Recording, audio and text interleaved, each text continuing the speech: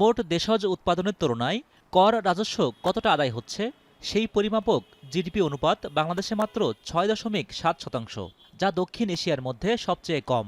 এই অনুপাত বাড়াতে প্রতি বাজেটেই কর বাড়ানোর নানা পরিকল্পনা থাকে সরকারের।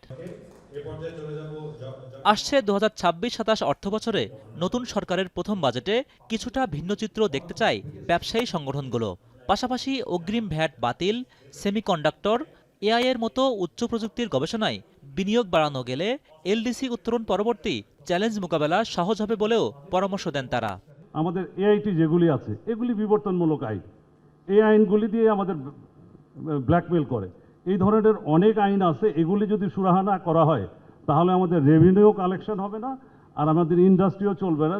যারা ট্যাক্স দেয় তাদের উপরে ট্যাক্স বেশি আসে, যারা ট্যাক্স কম দেয় তাদের না দিলে তো চলবে, কোনো অসুবিধা নেই। আমরা যারা ব্যবসা বাণিজ্যে এবং শিল্পে বিনিয়োগ করেছি তাদের জন্য ওই যে ব্যাংক ঋণের অবস্থাটা আবার চলে আসে। অনুষ্ঠানে জ্বালানি সংকট ইস্যুতে বাণিজ্য ও শিল্পমন্ত্রীর বক্তব্যে প্রকাশ পায় অসহায়ত্ব।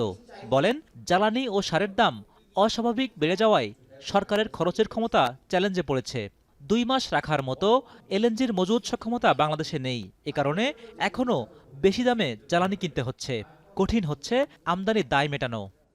সরকারের যে ম্যানিউভারিং ক্যাপাবিলিটি, যে একটা আর্থিক যে কুশন, যে আমি আমার প্রায়োরিটিতে এইভাবে খরচ করব, এই প্রায়োরিটিতে খরচ করার ক্ষমতাটা বা ম্যানিউভারিং স্পেস এই সরকারের জন্য অনেক কঠিন হয়ে গিয়েছে।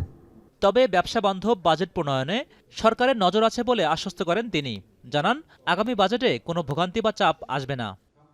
আগামী বাজেট এবং বাজেট পরবর্তী বছরে আপনারা এটার পজিটিভ রিফ্লেকশন দেখবেন।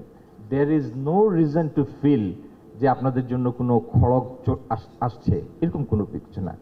অনুষ্ঠানে Dhaka chamber of commerce and industry, ডিসিসিআইয়ের পক্ষ থেকে উত্থাপন করা হয় ভ্যাট ব্যবস্থার পূর্ণাঙ্গ অটোমেশন সহ একগুচ্ছ প্রস্তাবনা। এসএমই সেক্টরকে নিয়ে আসলে যুদ্ধ ঘোষণা করতে হবে। হোসেন জাহিদ, এখন, ঢাকা।